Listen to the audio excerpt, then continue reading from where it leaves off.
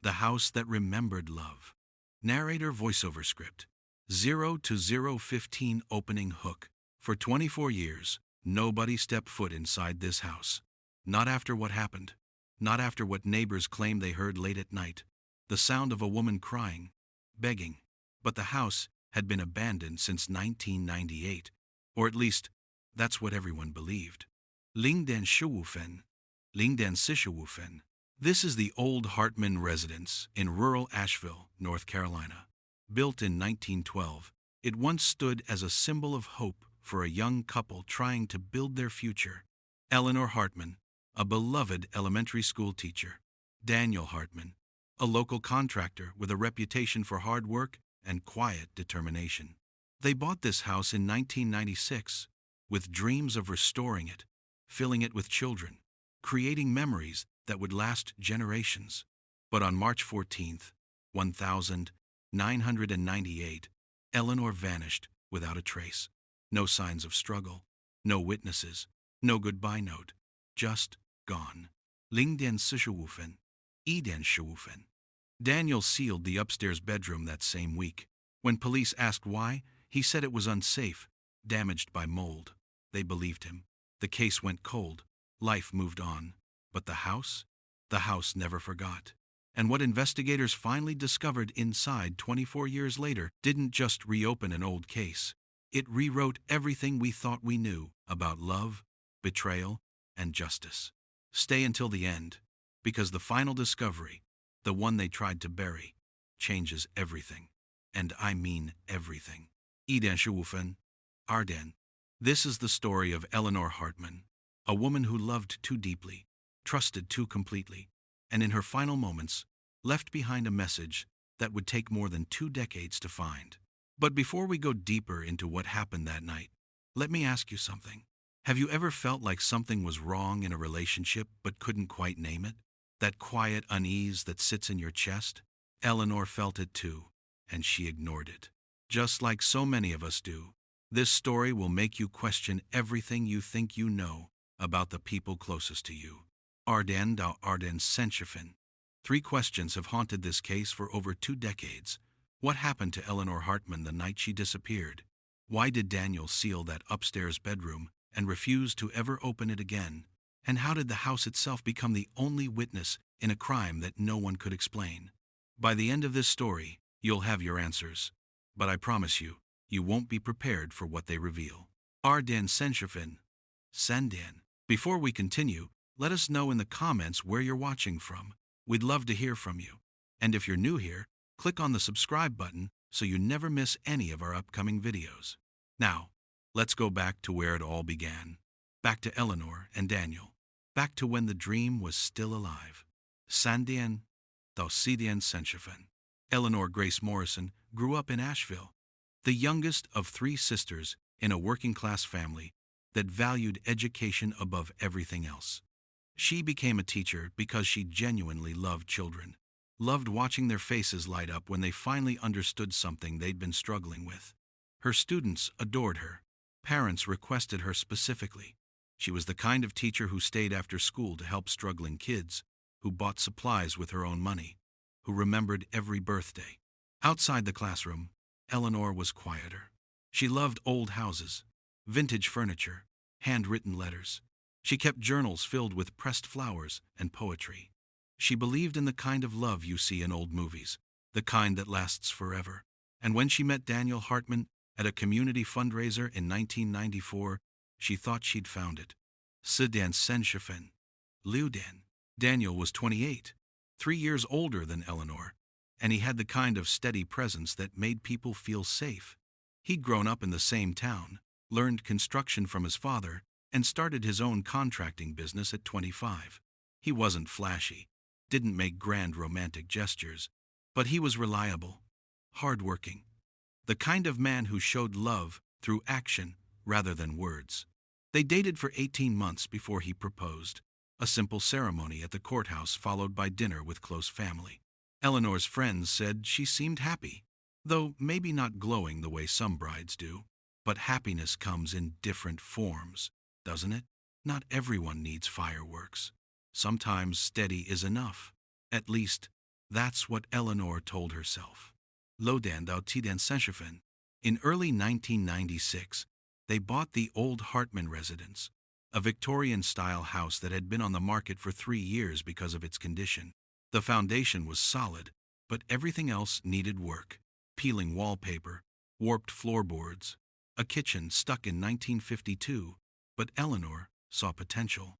She spent hours sketching designs, picking out paint colors, imagining what each room would become. Daniel promised he'd handle the renovations himself. Save money, do it right. Eleanor started a video diary to document the restoration process, recording short clips on a handheld camcorder. In one clip from April 1996, she's standing in what would become their bedroom, dust floating in the afternoon light. She's smiling. "This house has so much history," she says. "I swear it feels alive, like it's waiting for us to bring it back." Tidan Senshifen, Jodan. The first year was hard, but hopeful. Daniel worked long hours on job sites during the day, then came home and worked on the house until midnight. Eleanor taught during the week and spent weekends stripping wallpaper, sanding floors, painting. Money was tight. Daniel's business was struggling after a commercial project fell through, leaving him with unpaid invoices and angry creditors. The stress started to show. He became quieter, more withdrawn. Dinner conversations grew shorter, but they were in it together, or so Eleanor believed. By late 1997, the downstairs was mostly finished. The upstairs still needed work, but they'd moved into the master bedroom on the second floor. That's when neighbors started noticing the arguments. Jodan da Shurdan Senshifen. Margaret Chen lived 3 houses down. She'd known Eleanor since she started teaching at Riverside Elementary. In a later interview, Margaret described hearing raised voices coming from the Hartman house on several occasions in the fall of 1997. "Nothing violent," she said, "just tense. The kind of fighting that happens when people are stressed about money." She saw Eleanor crying on the front porch once, in October. But when Margaret asked if she was okay, Eleanor smiled and said everything was fine, just tired. Around the same time, Eleanor started locking the bedroom door. Daniel mentioned it to a coworker, said it annoyed him that she was being paranoid. But Eleanor had told a different story to her closest friend, Rebecca Walsh. She'd found something about Daniel's past, something he'd lied about. But before Rebecca could ask what, Eleanor changed the subject. Shurdan Senshifen, Shuriden. In the last week of Eleanor's life, something shifted. Co-workers noticed she seemed distracted, anxious. She left school early twice, unusual for someone who never missed a day. On March 13th, 1998, the day before she disappeared, Eleanor stopped at Franklin's hardware store at 3:47 inches the afternoon. Surveillance footage shows her purchasing a small metal lockbox and a padlock. She paid in cash. When the clerk asked if she needed help with anything else, Eleanor shook her head and left quickly. She never made it to the school's faculty meeting that evening. She never called to explain why. Shiidan Dao Shardan Senshifen, March 14th, 1998. The last day anyone saw Eleanor Hartman alive. She arrived at school that morning at 7:30, same as always. Her classroom was decorated for spring. Construction paper flowers, a bulletin board about the water cycle. Her lesson planner was filled out through the end of April. At 11:15 that morning, Eleanor received a phone call in the school office. The secretary who transferred the call said Eleanor's face went pale, that she asked to leave early due to a family emergency. She grabbed her coat and purse and left without another word. The school secretary later told police that Eleanor looked frightened, not sad, not upset, frightened. Shardan Senshifen, Shasuden. Eleanor's car was found in the driveway of the Hartman house that evening. Her purse was on the kitchen counter, her keys in the bowl by the door. But Eleanor was gone. Daniel's story was simple, maybe too simple. He said Eleanor came home around noon, seemed upset, said she needed space, and was going to stay with her sister for a few days. He said he tried to talk to her, but she wouldn't listen. She left on foot, he claimed, walking toward town. He didn't think anything was seriously wrong, until she didn't answer her phone that night. That's when he called police at 2:11 inches the morning. The responding officers found Daniel sitting calmly in the living room. No signs of distress, no signs of a struggle anywhere in the house. But there was something odd. The upstairs bedroom door, the one Eleanor had started locking, was now sealed shut with wooden boards nailed across the frame. Ceci den do Shu den Sanchefen. Officer James Riley was the first to ask about it. Daniel explained that the room had a mold problem, that he'd sealed it off to prevent spores from spreading until he could afford professional remediation. The story made sense. The house was old, mold was common, and Daniel seemed genuinely worried about Eleanor, kept asking if they'd checked with her sisters, her friends. He cooperated fully, let officers search the house, answered every question without hesitation. There was no evidence of foul play, no blood, no signs of violence, and Eleanor was an adult. She had the right to leave if she wanted to. The case was filed as a voluntary missing person. Daniel was not considered a suspect. Shuden Senshifen, Shetiden. Eleanor's family refused to believe she'd left willingly. Her sister Rachel drove from Charlotte that same day, crying, demanding police do more. Eleanor would never leave without telling me, she insisted. Never. But what could police do? There was no evidence of a crime. Daniel's story was consistent, and adults disappear by choice more often than people realize. A missing persons flyer was created. Eleanor's face appeared on local news. Tips came in, dozens of them, but none led anywhere. A waitress in Tennessee thought she saw Eleanor at a truck stop. A librarian in Virginia reported a woman matching her description. Both were dead ends. Weeks passed, then months. The case grew cold. Daniel stayed in the house, continued working, kept to himself. Neighbors whispered, but no one had proof of anything. And that sealed bedroom? It stayed sealed. Shetiden do Shabaden Senshifen. 3 days after Eleanor disappeared, something strange happened. The house alarm system triggered at 4:32 inches the morning. Police were called. Daniel met them outside, visibly shaken for the first time. He said he didn't know what set it off, that the system was old and had malfunctioned before. Officers checked the house. All doors and windows were locked from the inside. No signs of entry. But when they stood at the base of the stairs, Officer Riley heard something. A faint creaking sound, coming from upstairs. From the sealed bedroom, Daniel insisted it was the house settling, that old houses made noise. The officers had no legal reason to force entry into a sealed room in a man's private residence without evidence of a crime. They left, but Officer Riley noted the incident in his report. Something felt wrong. He just couldn't prove it. Shabaden Senshifen, Shijyoden. For 24 years, the house stood exactly as it was. Daniel never remarried, never moved. He worked, paid his bills, lived quietly. Neighbors eventually stopped talking about Eleanor. The missing persons case remained open but inactive. The house became just another old Victorian, fading paint and overgrown yard, unremarkable to anyone driving past. But the house remembered, and in 2022, the truth finally forced its way out. Shijyoden da Arshaden. Before we continue, I want to ask you something. How would you feel if someone you loved just vanished one day? No explanation, no closure, just gone. Would you be able to move on? Would you demand answers? Would you trust the official story? Or would you dig deeper? Think about Eleanor's family. They spent 24 years not knowing, not understanding, living in that horrible space between hope and grief. Keep that in mind as we move forward, because what happens next will make you question how well you really know anyone.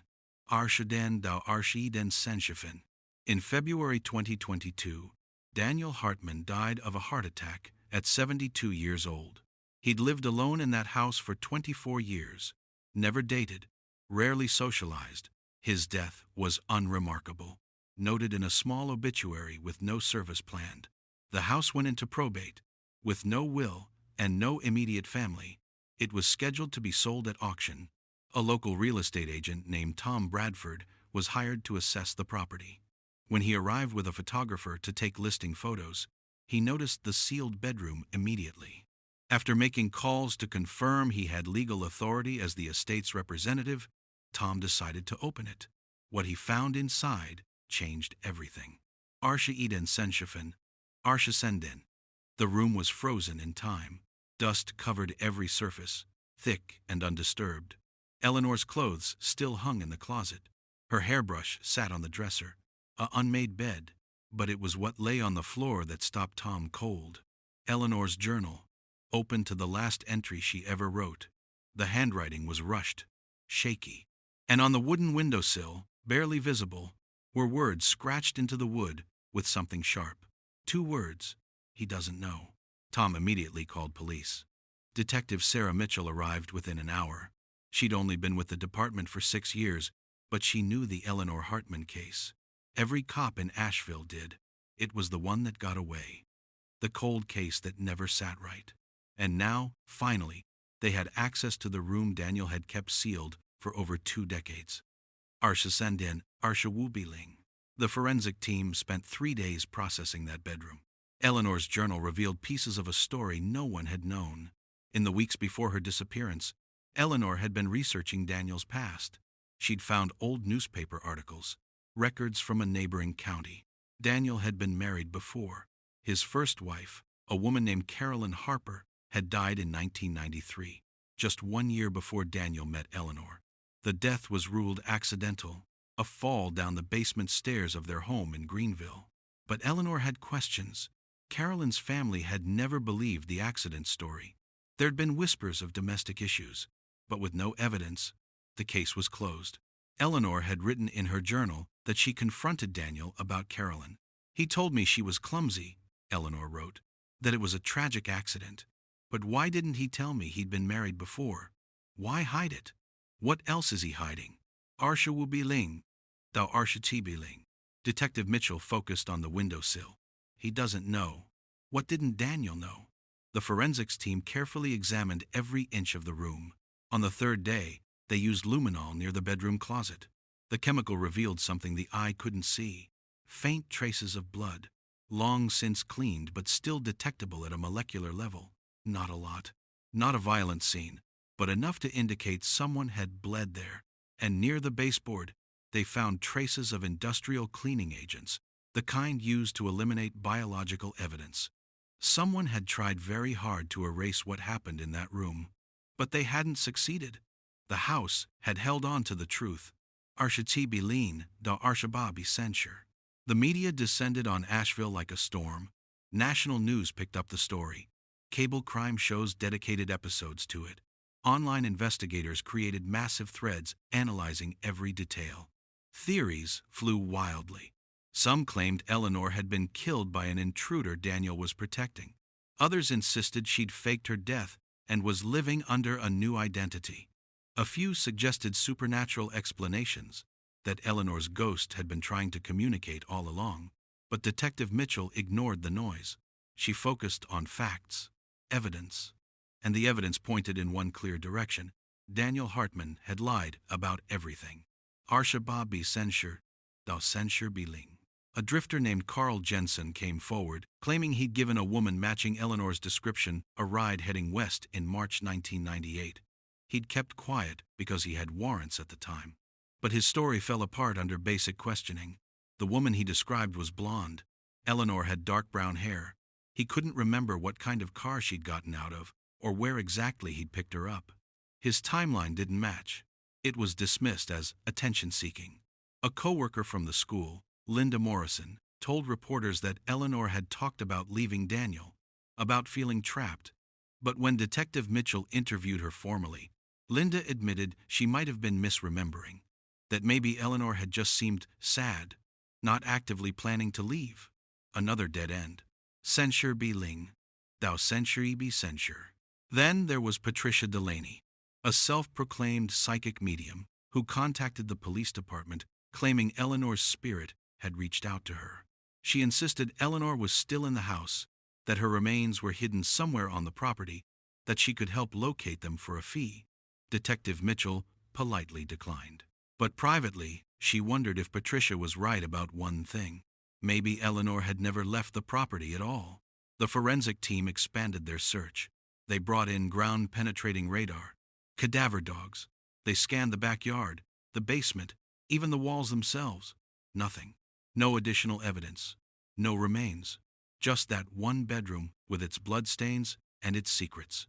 Senshi bi censure, thou censure sen bi lin. The breakthrough came from an unexpected source. Eleanor's sister Rachel had kept every piece of paper related to the investigation in a storage unit for 24 years. Photos, police reports, Eleanor's old phone records. And buried in that collection was something Rachel had forgotten about. The hardware store receipt from March 13th, 1998. The lockbox Eleanor had purchased the day before she vanished. Police had never found that lockbox. Not in the house, not in Eleanor's car, not anywhere. Which meant Eleanor had hidden it. And if she'd gone to the trouble of buying a lockbox with a padlock the day before confronting Daniel about his first wife, what had she put inside it? What evidence had she collected? What had she been trying to protect? Censure sen biling, thou censure biling. Detective Mitchell went back to the house. This time, she wasn't looking for blood or physical evidence of violence. She was looking for hiding places. Places Eleanor might have concealed something she didn't want Daniel to find. The bedroom had already been thoroughly searched. The closet, under the bed, inside every drawer. But what about the rest of the house? Eleanor had spent months renovating. She knew that house intimately. She would have known every loose floorboard, every gap in the walls, every forgotten space. The detective focused on the attic. It was accessible only through a pull-down ladder in the hallway ceiling. When Tom Bradford had first toured the house, he'd noted the attic hadn't been touched. Too much dust. No footprints. But Detective Mitchell climbed up anyway, and in the far corner, wedged between two roof beams, wrapped in a plastic grocery bag, she found it. Eleanor's lockbox. Sensual biling dao sensu chi biling. The lockbox required bolt cutters to open. Inside was a collection of documents that painted a damning picture. Photocopies of newspaper articles about Carolyn Harper's death. Handwritten notes comparing Carolyn's life insurance payout to Daniel's sudden business recovery in 1994. Photographs Eleanor had taken of injuries she'd tried to hide, bruises on her arms, a split lip, all dated in the months before her disappearance. And at the bottom, a letter addressed to her sister Rachel. If you're reading this, Eleanor had written, something has happened to me. Daniel isn't who I thought he was. I found out about his first wife. I found out what he did. I confronted him, and now I'm afraid. If anything happens, please don't let him get away with it again. Please don't let him win. Censure ti biling, thou censure ba bi censure. But that wasn't all. At the very bottom of the lockbox was a key. Small, brass, unmarked. Detective Mitchell stared at it for a long moment. A key to what? They'd already searched the entire house. Every room, every closet, every locked drawer. What could this possibly open? She brought the key back to the house and started trying it in every lock she could find. Nothing fit. Frustrated, she sat down in the living room and looked around. The house felt heavy, oppressive, like it was holding its breath. And then she remembered something Tom Bradford had mentioned in passing. The attic access ladder was newer than the rest of the house. Daniel had replaced it at some point, which meant there might have been an older access point, somewhere else. Censure Bobby censured the Sisher Ling. Detective Mitchell went back to the sealed bedroom. She examined the walls more carefully this time, looking for seams, inconsistencies, anything that suggested a hidden space. And there, behind the closet, she found it. A section of wall that sounded hollow when tapped. It took 2 officers with crowbars to pry open the panel. Behind it was a narrow space, barely 3 feet wide, running between the bedroom and the exterior wall. A forgotten gap in the house's original construction. And bolted to the studs was a small metal door, locked. The key fit perfectly. Inside the hidden compartment were old letters Eleanor had written but never mailed. Drafts of a letter to police outlining her suspicions about Daniel, and photographs, wedding photos.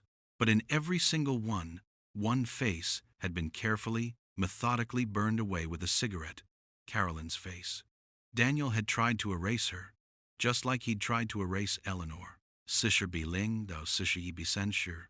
With this new evidence, Detective Mitchell requested permission to bring Daniel's remains in for a forensic autopsy to retrieve any potential evidence from his personal effects at the time of death.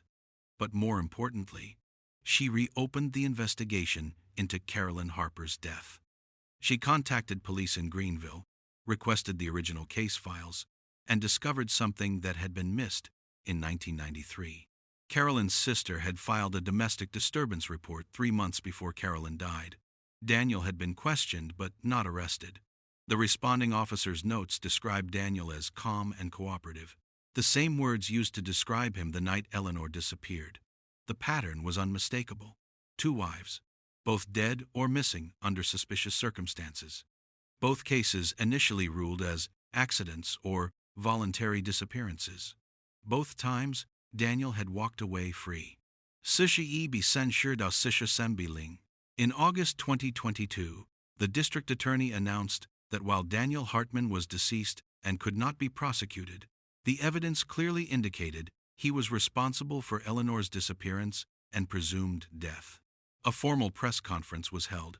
Eleanor's family attended, Rachel standing at the podium with tears streaming down her face. "My sister didn't run away," she said. "She was murdered.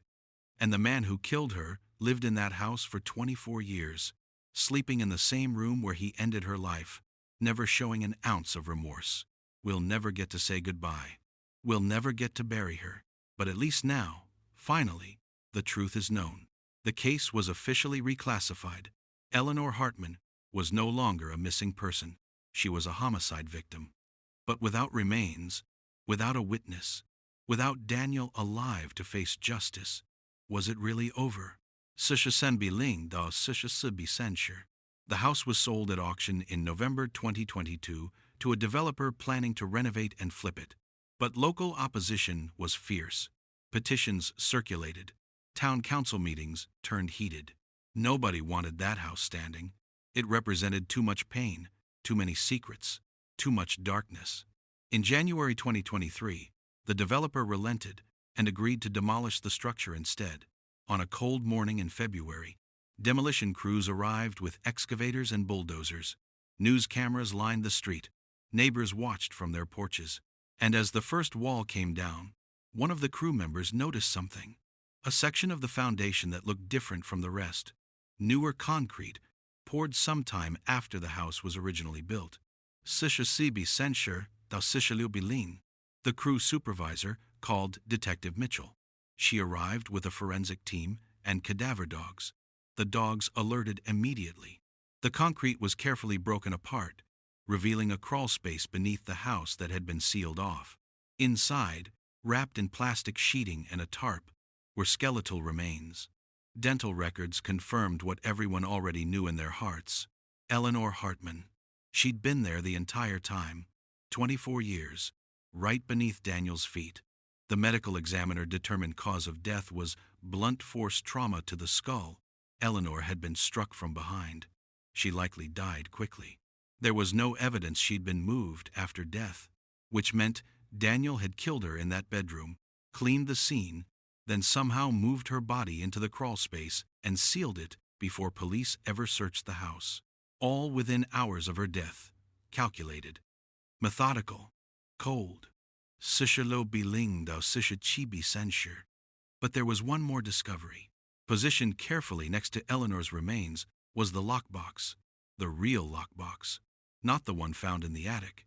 This one was identical, but contained something different. Inside was a small digital recording device, the kind used in the late 90s.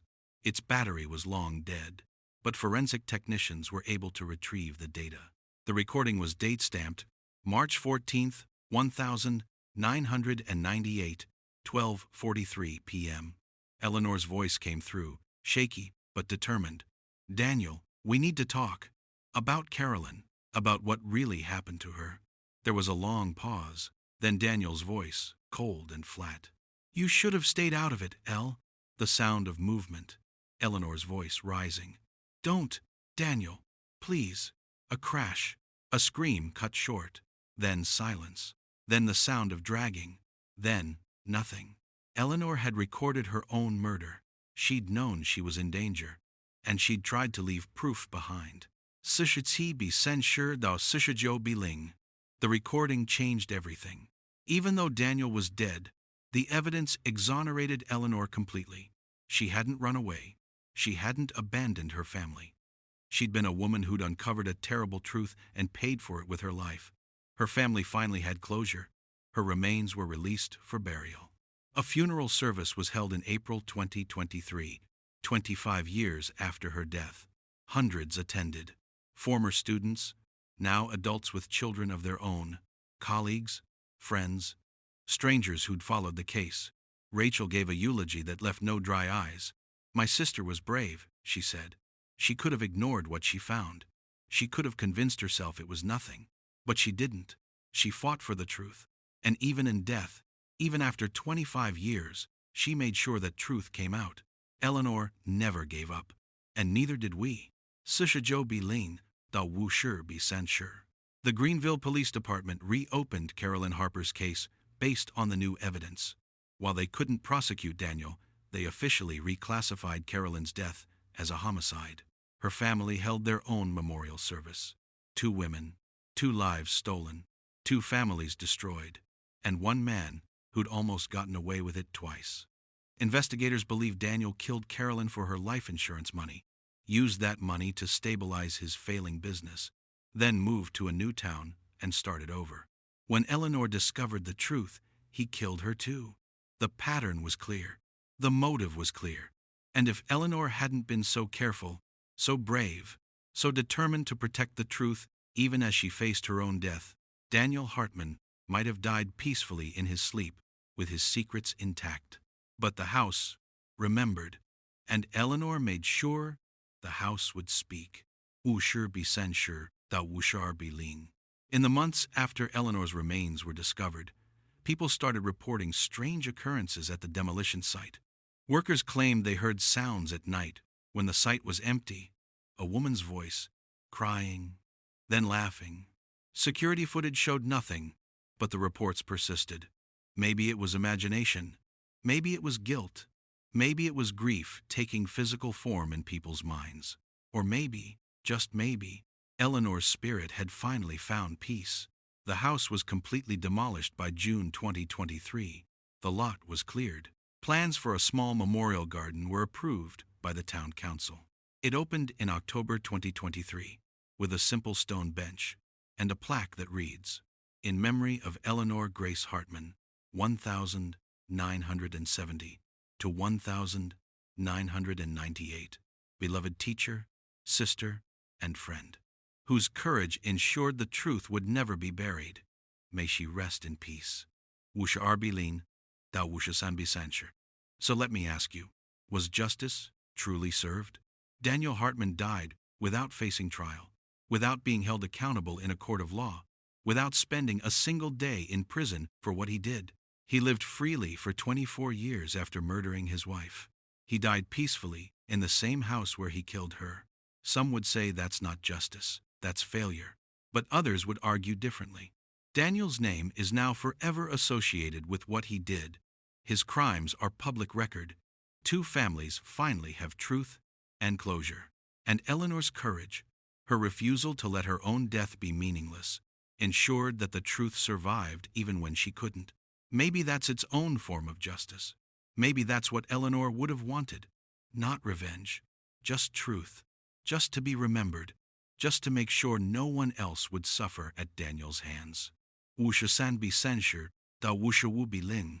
Think about the people in your life, the ones you trust completely. How well do you really know them? How much of their past have you actually verified? Eleanor thought she knew Daniel. She married him, built a life with him, trusted him with her future. And all the while, he was someone else entirely. Someone capable of unthinkable violence. Someone who'd done it before and would do it again. The warning signs were there. The secrecy about his past. The financial problems. The growing tension.